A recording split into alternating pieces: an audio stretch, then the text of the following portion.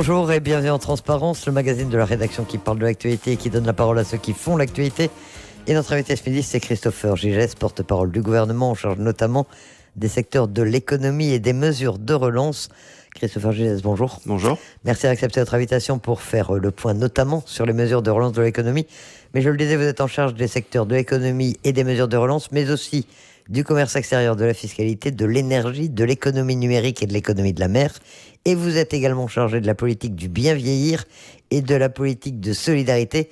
On a envie de dire que ça fait quand même beaucoup. Vous organisez comment ? J'ai un très bon cabinet déjà, mais plus sérieusement, on a été élu pour faire des choses et j'ai une chance extraordinaire, c'est que mon parti politique m'a fait confiance pour assumer autant de secteurs qui sont passionnants, qui sont liés. L'économie, c'est lié, l'économie de la mer est liée à la relance économique également, à l'énergie. Donc c'est des choses qui s'emboîtent relativement facilement. Si la question c'est est-ce qu'il y a beaucoup de travail, je vous le confirme, mais on a été élu pour ça. La politique du bien vieillir et la politique de solidarité, c'est un petit peu différent des autres sujets, mais vous teniez à continuer à vous en occuper ? Oui, tout à fait. C'était un secteur que j'avais lors de la précédente mandature où il y avait encore des choses à faire. Et le bien vieillir, c'est aussi dans la diversification économique, c'est-à-dire qu'on a toute une partie de la silver economy qui est à développer en Nouvelle-Calédonie. C'est un sujet qui est important que j'ai souhaité personnellement garder. Sur lequel vous n'avez pas encore vraiment pu vous pencher, sur lesquels il n'y a pas encore de mesures qui soient prévues, ou il y a déjà des textes en préparation ? C'est pas parce qu'on communique pas que ça avance pas, mais on travaille justement sur une diversification de la carte senior, mais également sur un vrai plan de la dépendance en Nouvelle-Calédonie qui est certainement le risque qui va, si je peux me permettre, nous exploser à la figure dans les prochaines années. On a un vieillissement de la population qui est extrêmement important, donc il faut que la Nouvelle-Calédonie anticipe ce plan dépendance. Vous êtes aussi porte-parole du gouvernement, je le disais, c'est une charge lourde, difficile, ou c'est votre petite respiration de la semaine après la réunion du gouvernement, vous rencontrez la presse ? C'est ni l'un ni l'autre, c'est une fonction qui est là aussi qui m'honore de pouvoir porter la parole du gouvernement. C'est un gouvernement collégial, donc la parole doit être portée le plus justement possible. C'est peut-être ça le plus compliqué. Il faut parfois laisser de côté son avis très personnel pour porter la voix du gouvernement. Et ça vous oblige à suivre les dossiers de tous vos petits camarades au gouvernement ? Oui, Alors, exactement. L'essentiel sur lequel on vous attend, c'est bien sûr l'économie et les mesures de relance. Et où en est le choc de confiance sur lequel vous avez été élu tout de même ? Oui, on a dit dès l'élection qu'on voulait mettre en place ce choc de confiance. Et ce choc de confiance, il passait par un dialogue qui était nourri, construit et surtout rétabli avec le monde économique. Donc c'est ce qu'on a voulu faire dès le début. J'ai eu l'occasion de rencontrer les différentes organisations patronales, les syndicats professionnels. On a lancé le grand débat entrepreneur sur lequel on reviendra certainement. Mais le discours qu'on doit passer, monde politique et responsable politique et organisation patronale, c'est un message commun de confiance et ça, c'était pas gagné d'avance, mais aujourd'hui ça va mieux, mais il y a encore du chemin. Vous sentez déjà un frémissement dans l'économie ou dans le moral des chefs d'entreprise ? On nous le dit que ça va, on nous le dit que c'est la méthode est mieux, que il y avait ce besoin d'écoute. On a dit pendant la campagne qu'il fallait savoir mieux écouter pour mieux proposer. Donc on met en place ce qu'on a dit pendant la campagne, d'avoir des politiques qui sont accessibles et qui sont surtout pas déconnectées de la réalité, et surtout un message vis-à-vis de l'entreprise et des entrepreneurs et des petits entrepreneurs qui constituent le paysage économique calédonien. Pas de défiance, mais justement d'accompagnement, et je crois que ça change. Alors vous avez lancé le grand débat entreprise, hein. C'était la première, c'est le 9 septembre à Nouméa. Vous avez tenu ensuite des réunions à Lifou, à Koné, à Bourail.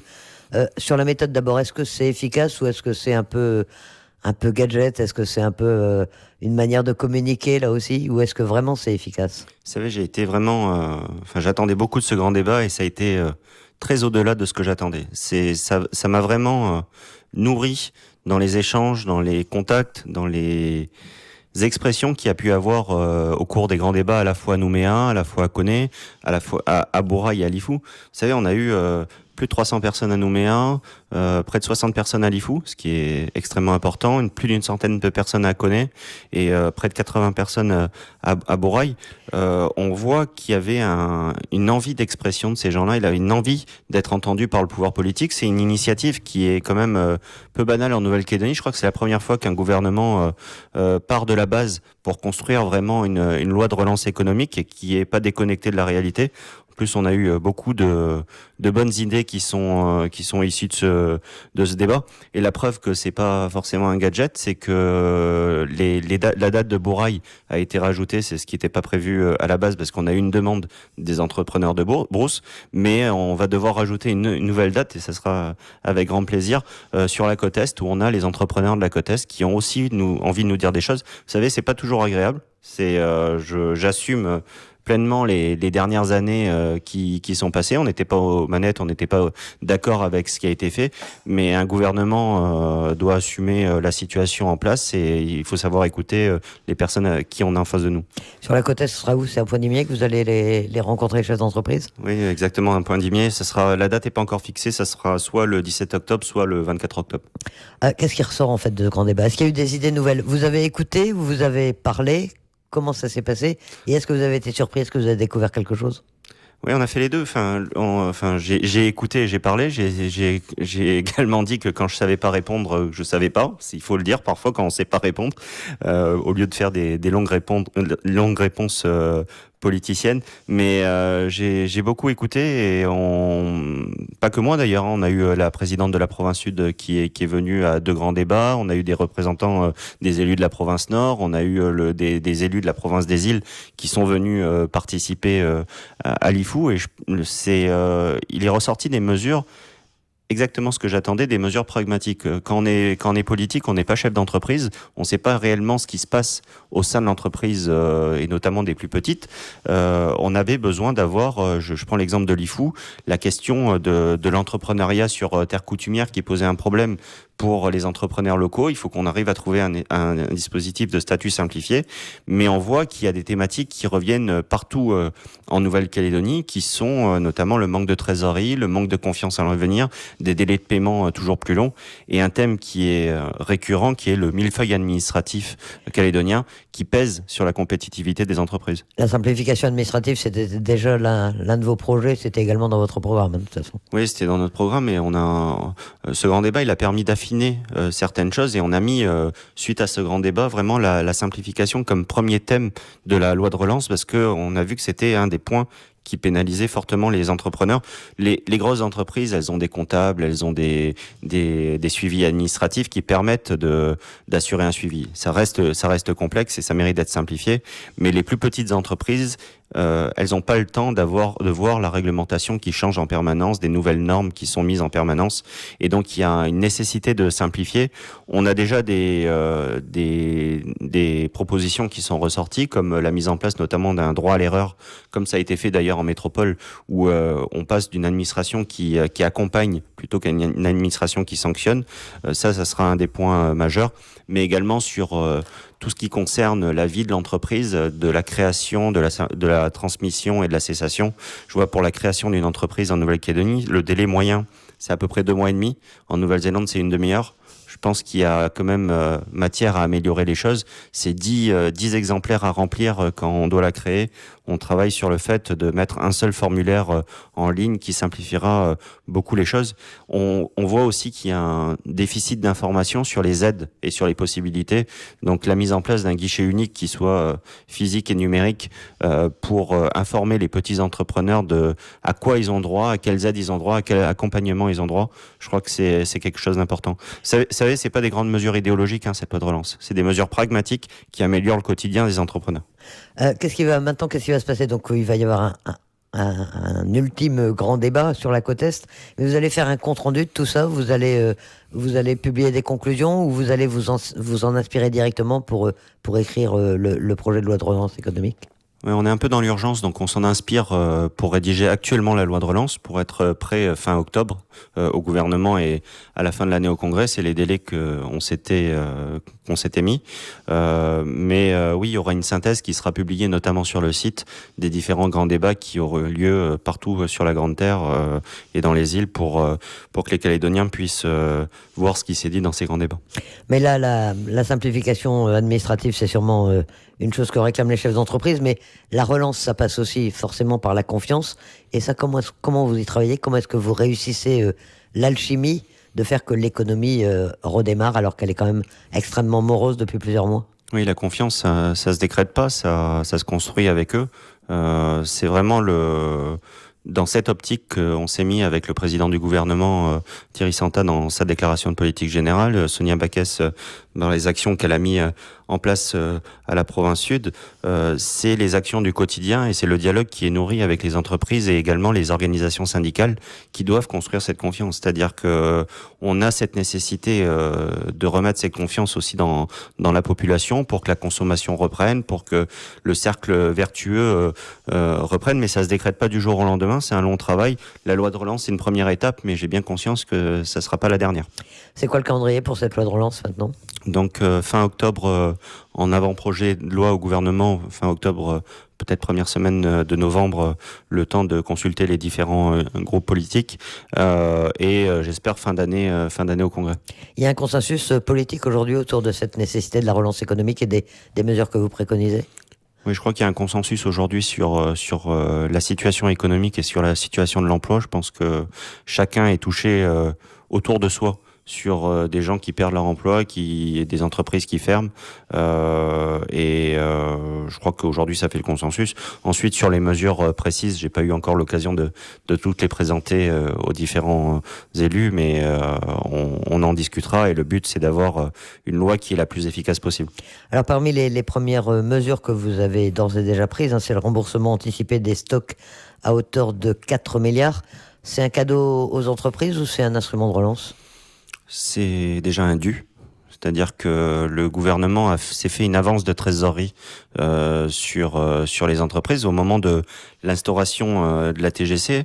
En fait, il y a eu une double taxation. C'est un peu complexe comme système, mais c'est comme si vous aviez payé 2 fois le même impôt, 2 fois l'IRPP, et que le gouvernement vous dise, vous avez payé 2 fois, mais on vous rembourse que dans 4 ans. Donc, dans l'attente, vous nous faites une avance de trésorerie, et on vous remboursera un peu plus tard. Ce qu'on a souhaité faire, c'est, sans coût budgétaire supplémentaire, c'est que cette avance de trésorerie, on se tourne vers les banques de la place, pour qu'elles prêtent au gouvernement et qu'on puisse prêter, redonner de la liquidité aux entreprises. C'est une mesure de relance qui est extrêmement importante. C'est ce qui on voit aujourd'hui le déficit de trésorerie, notamment dans les plus petites structures, qui met en grand danger la survie même des sociétés.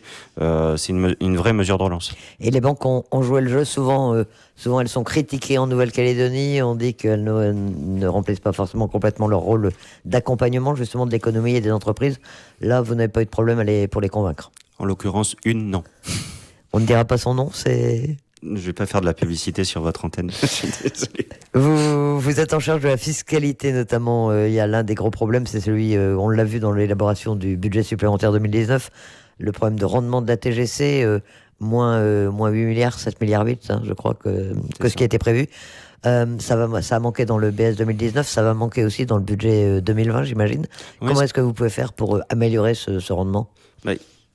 On voit la TGC, par nature, c'est une taxe sur la consommation. Donc, les calculs qui avaient été faits n'ont pas été bons, ce qui semblerait si on a moins 8 milliards dans les caisses. Et tous les instruments de relance qu'on met depuis le début de la mandature, c'est aussi, je parlais tout à l'heure de la relance de la consommation. La relance de la consommation, ça fera par nature remonter le niveau de la TGC. Il n'est pas question d'augmenter les taux aujourd'hui pour récupérer cette manne. Je pense que la pression fiscale est assez importante sur les Calédoniens actuellement. Et je pense qu'un choc de confiance, si on augmentait la TGC, ça serait compliqué. Mais cette relance de l'activité, cette relance de la consommation, ça fera naturellement augmenter le niveau de TGC. Mais globalement, c'est toute l'économie qu'on doit faire repartir. C'est pas que la TGC, c'est les autres impôts, c'est l'IS qui a chuté drastiquement ces dernières années parce que les entreprises vont mal. Et on voit que quand les entreprises vont mal, c'est moins d'argent dans les caisses de la Nouvelle-Calédonie, c'est moins d'actions sociales, c'est moins d'emplois, c'est des régimes sociaux qui sont dans le rouge. Donc la politique qui a été faite par le passé de taper sur les entreprises en permanence, ça a ce résultat-là. Nous, on a plutôt tendance à considérer que c'est bien que les entreprises fassent des bénéfices en Nouvelle-Calédonie. C'est une très bonne chose parce que ça fait des recettes fiscales, ça fait des emplois et ça permet d'avoir un système de protection sociale qui permet d'assurer les plus fragiles. Changer les taux de la TGC, ça reste quand même l'un de vos objectifs, oui, plutôt sur le moyen terme. Oui, c'est très clairement un objectif prioritaire. Là aussi, c'était un objectif de campagne. La TGC à ses origines, était là pour venir simplifier le système fiscal. Finalement, avec 5 taux, on n'a rien simplifié du tout. On a peut-être même plus complexifié la vie des petites entreprises et des Calédoniens. Donc notre objectif, c'est vraiment de faire converger les taux. On est sur la loi de relance aujourd'hui. On a annoncé une loi de programmation fiscale en mars pour une application courant d'année 2020 d'une convergence des taux et que la TGC soit vraiment un outil de simplification fiscale. C'est dans cette loi de réglementation fiscale qu'il y aurait éventuellement ce nouvel étalement des taux de la TGC. Oui, tout à fait. Alors, autre mesure que vous avez dû prendre, il y a quelques jours d'ailleurs, pour la sortie de la réglementation, du contrôle des prix et des marges, c'est le fameux bouclier qualité-prix. On en a déjà beaucoup parlé. Vous pouvez nous rappeler comment ça marche ? Oui, le bouclier qualité-prix, c'est quelque chose qui est issu de la loi Lurel. En loi Lurel pour l'outre-mer, on ne peut pas m'accuser de partisan de Victorien Lurel, mais force est de constater que c'est quelque chose qui marche dans les autres outre-mer. Ça a été validé par l'autorité de la concurrence au niveau national, qui a dit que c'est un outil qui a permis de faire baisser les prix dans les DOM. Donc on a souhaité reprendre ce dispositif, l'améliorer, parce qu'il y avait eu des préconisations et on a une chance importante, c'est que le haut-commissaire qui est en place l'a mis en place en Martinique, donc il peut nous accompagner. Il a l'expérience de ce qu'il faut pas faire ou de ce qu'il faut faire, donc ça nous fait gagner du temps sur certaines choses, mais la différence, c'est que c'est pas des prix qui sont réglementés, c'est un panier de produits, un genre de panier de la ménagère qui est réglementé et qui est plafonné. Je sais que les opérateurs essayent déjà de descendre en dessous de ce plafond, donc c'est une bonne chose. Comme l'a dit très justement la présidente de l'autorité de la concurrence, et je la rejoins totalement sur ce point-là, c'est la concurrence qui fait baisser les prix en Nouvelle-Calédonie et on a tout intérêt à aller vers ça. C'est basé sur le panier de l'ISE ou c'est un autre panier qui est fait par les professionnels ici ? Comment ça se passe ? Non, c'est un panier qui a été construit par les professionnels et par le gouvernement. Dans les DOM, c'est une négociation annuelle qui est portée par le préfet. Ici, on est passé par un accord interprofessionnel dans un premier temps parce qu'on n'avait pas la capacité dans le code du commerce de le faire par le gouvernement. Mais on souhaite dans la loi de relance, dans la partie justement relance de la consommation, instituer dans le temps ce bouclier qualité-prix et que l'Observatoire des prix et des marges puisse travailler annuellement à différents BQP.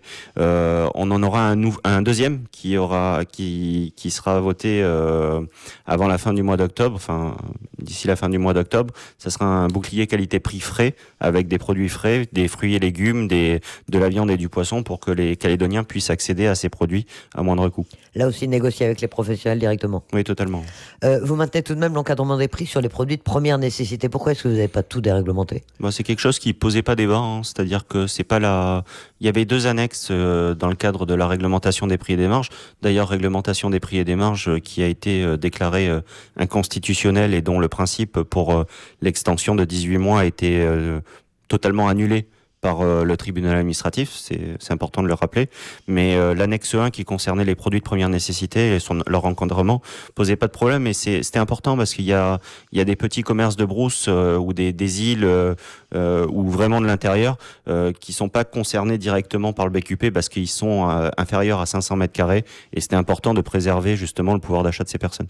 Alors la question qui se pose bien sûr, c'est après la sortie de la réglementation des prix et des marges, est-ce qu'il va y avoir une flambée des prix, un dérapage, et est-ce que le BQP est capable d'enrayer ce dérapage ? Qu'est-ce que vous allez faire pour contrôler qu'effectivement tout le monde joue le jeu ? Ça va être tentant après un an de blocage de se rattraper un peu, non ? Oui, bien sûr. Enfin, on a eu des entreprises qui ont été extrêmement en difficulté suite à l'instauration de ce contrôle des marges, et qui ont fermé. Mais je pense j'espère que les entreprises calédoniennes sont assez matures aujourd'hui pour comprendre qu'il ne faut pas qu'il y ait de dérapage. On est à un tournant important de choix de société sur l'économie qu'on souhaite. Donc le BQP est un outil. Ça fait partie du plan qu'on souhaite mettre en place, mais on a des outils de contrôle avec l'Observatoire des prix et des marges pour justement surveiller le fait qu'il n'y ait pas d'abus, des dérapages importants. J'avais indiqué en point presse du gouvernement que j'indiquerais pas le niveau du dérapage parce qu'on a tendance à se mettre sur le plafond.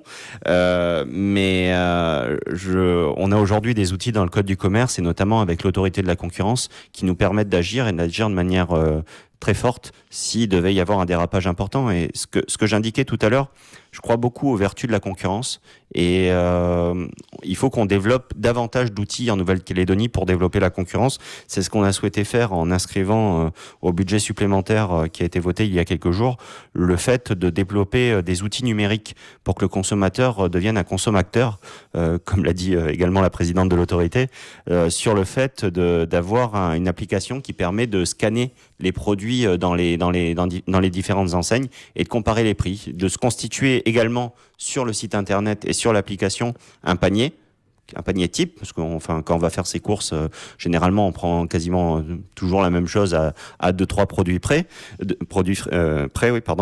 et cette application, elle permettra de comparer dans une zone géographique où est le panier le moins cher et d'aller directement sur place. C'est-à-dire que vous comptez sur les Calédoniens eux-mêmes pour faire les contrôles en fait?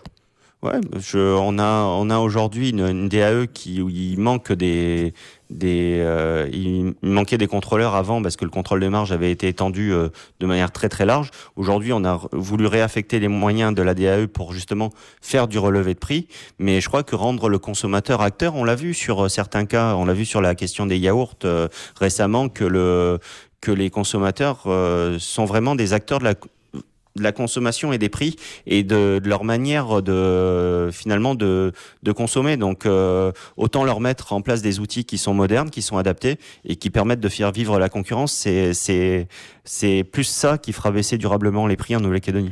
Et en cas d'infraction, en cas de dérapage des prix trop fort, vous avez des moyens de sanctions Oui, on a des moyens à la fois de réglementation des prix des produits, c'est-à-dire le gouvernement peut par arrêté fixer le prix d'un produit, je sais pas, le lait de coco ou autre produit, et on a également des sanctions pécuniaires qui peuvent s'appliquer en cas de dérapage, notamment sur les produits de première nécessité et de grande consommation.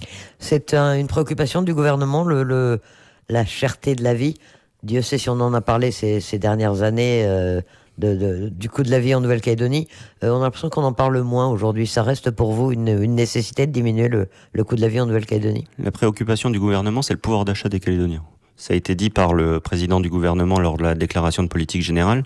Et le premier moyen d'avoir du pouvoir d'achat, c'est l'emploi. Ça, on n'en parle pas assez. Ça n'a pas été assez dit ces dernières années. Mais quand on a 1500 emplois qui sont détruits dans le secteur privé, on peut baisser les prix autant qu'on veut. Quand on n'a pas de salaire, on peut pas consommer.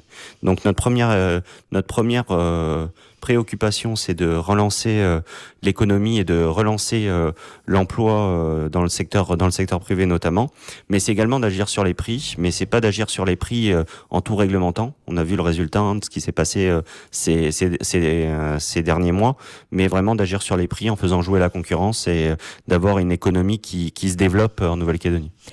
Comment réagissent les organisations syndicales? Vous nous parlez beaucoup des chefs d'entreprise, vous avez fait ce débat avec les chefs d'entreprise, mais il n'y a pas le même dispositif prévu pour les organisations syndicales. Est-ce que vous les voyez? Est-ce que vous discutez avec elles? Oui, j'ai eu l'occasion de les voir régulièrement depuis ma prise de fonction. On souhaite vraiment travailler ensemble sur des dispositifs. Je vois la question de l'application smartphone, c'est quelque chose qui a été demandé par l'intersyndicale avec des renforcements de contrôle. Il faut qu'on travaille dessus et j'aurai l'occasion de lancer un comité de pilotage justement sur ces nouveaux outils où les syndicats seront associés à l'élaboration, mais ils ont également demandé une étude sur la structure des prix en Nouvelle-Calédonie. L'autorité de la concurrence au niveau national avait fait cette étude au niveau de l'outre-mer français, sauf en Nouvelle-Calédonie et en Polynésie française. Du coup, la Polynésie s'est dotée de cette étude sur la structure des prix. Donc, sur demande de l'intersyndicale et des syndicats de salariés, on demandera via l'Observatoire des prix et des marges une étude sur la structure des prix en Nouvelle-Calédonie, parce que on s'est concentré ces dernières années sur le bout de chaîne. Là, ce qui est intéressant, c'est de voir toute la structure quand ça arrive sur le port, quand ça arrive à Tontouta, quand c'est revendu par des grossistes, quand c'est revendu en fin de chaîne, d'avoir vraiment cette structure des prix qui nous permettra d'agir au mieux. Autre dossier qui concerne le secteur dont vous avez la charge, c'est la contribution calédonienne de solidarité avec la condamnation de la Nouvelle-Calédonie par le tribunal administratif pour du trop perçu important pour un certain nombre d'entreprises calédoniennes qui sont des filiales d'entreprises métropolitaines. Vous avez essayé de faire appel de cette décision? Ouais. Est-ce que vous avez une chance vraiment alors que ça semblait être une application de la loi? Ouais, déjà, si ça avait été un peu pris en amont, je pense qu'on aurait évité aux contribuables calédoniens de rembourser près d'1 milliard. Donc, dont acte, le passé c'est le passé. Mais on a souhaité avec le président du gouvernement donc de faire appel de cette décision. De toute façon, ça peut pas être pire de ce qui a été fait jusqu'à présent. Donc, le tribunal va pas encore augmenter la facture. Non, pas sur ça, mais on espère justement pouvoir avoir ce que la loi, c'est la convention fiscale qui est passée, mais qui est une charge réduite pour la Nouvelle-Calédonie, parce que 1 milliard à rembourser dans la situation actuelle, c'est extrêmement compliqué. Mais on a surtout pris une initiative avec le président du gouvernement il y a quelques jours de ça, d'écrire au Premier ministre et aux membres du gouvernement en charge de l'économie, Bruno Le Maire, pour retoucher cette convention fiscale, qu'elle puisse être renégociée pour que la Nouvelle-Calédonie bénéficie davantage de recettes fiscales de sociétés métropolitaines installées en Nouvelle-Calédonie. On imagine que ça prend du temps, la renégociation d'une convention comme celle-là, non ? Oui, ça va prendre un peu de temps, mais au moins c'est lancé. Alors vous allez participer au comité des signataires, vous partez ce week-end. Il est précédé d'une séquence économique et sociale. Qu'est-ce que vous en attendez ? Est-ce que vraiment elle sert à quelque chose et pourquoi la faire à Paris ? Parce que c'est un peu dans la continuité du grand débat, c'est-à-dire que le grand débat a permis de discuter avec les différents acteurs calédoniens, avec les petites entreprises, mais il y a des discussions à avoir notamment avec Bercy, avec l'AFD, avec la BEI, avec tous les acteurs métropolitains français qui permettent de soutenir l'économie calédonienne. On peut pas tous les faire venir en Nouvelle-Calédonie, et je pense qu'il y avait des problématiques très concrètes sur la défiscalisation, sur l'accompagnement sur le logement social, qui doit être exprimé directement par les acteurs calédoniens, et ça a été la démarche du président du gouvernement de les inviter à venir à Paris, à participer à cette réunion pour qu'ils fassent part de leurs problématiques directement aux acteurs de l'État pour ce qui concerne les compétences de l'État. Le grand emprunt auprès de l'État, c'est toujours d'actualité ou ça a été un peu écarté comme solution ? Aujourd'hui, on en a discuté avec le haut-commissaire, c'est sur la table.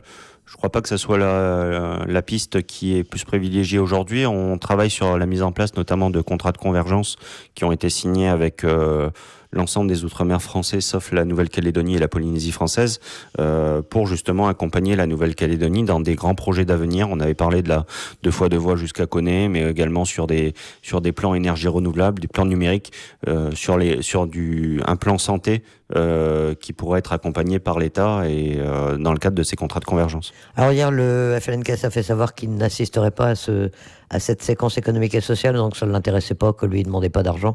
Ça vous étonne ? Vous aviez eu l'occasion d'en parler avec les membres du gouvernement indépendantistes ? Oui, on en a un peu parlé, mais c'est dommage parce que c'était une occasion de travailler ensemble sur des projets d'avenir. C'est pas des projets qui concernent que Nouméa ou la province sud. Enfin, quand on parle d'une route de Calagomen à Yengen, ça concerne la province nord. Je pense qu'il y avait des projets de développement économique à faire aux îles Loyauté justement pour favoriser le rééquilibrage.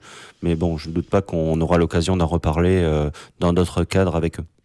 Alors vous êtes chargé de l'économie et de la relance économique. On a vu qu'il y avait pas mal de travail dans ce secteur. Mais les questions politiques vous intéressent aussi, Christopher Gégès. Qu'est-ce que vous attendez de ce comité signataire sur un plan plus politique là ? Sur un plan politique, on a tendance à croire que ce comité de signataires, c'est juste la fixation de la date. Ça va au-delà de ça. C'est un des comités des signataires peut-être les plus importants de ces dernières années parce qu'il va poser le cadre de la sortie de l'accord de Nouméa. Finalement, quand on sort de l'accord de Nouméa, est-ce qu'on sort avant la fin de la présidence Macron, ou est-ce que c'est remis au calendrier grec comme le souhaitent certains? Donc on attend une fixation d'une date rapidement et dans des bonnes conditions pour que les Calédoniens puissent réaffirmer et j'espère de manière plus forte leur attachement à la République, mais également mettre en place le calendrier de sortie de l'accord de Nouméa qui nous sorte de cette épée de Damoclès qu'on a au-dessus de la tête depuis une trentaine d'années. Vous savez, moi j'ai 35 ans, j'ai connu que ça. J'ai connu que ça d'avoir au-dessus de la tête l'incertitude des référendums successifs et de savoir dans quelle voie on va s'engager. Aujourd'hui, la Nouvelle-Calédonie et les Calédoniens, ils ont besoin de visibilité, ils ont besoin de stabilité et ils ont besoin de projets positifs, qu'on construise quelque chose. Vous avez entendu les déclarations des uns et des autres ces derniers jours. Vous vous attendez à une ambiance un peu tendue lors de ce comité des signataires? Moi, chacun a annoncé ses positions, mais c'est pas parce qu'on est d'avis contraire qu'on peut pas discuter de manière respectueuse. Christopher Gizès, merci d'avoir accepté notre invitation dans ce magazine Transparence.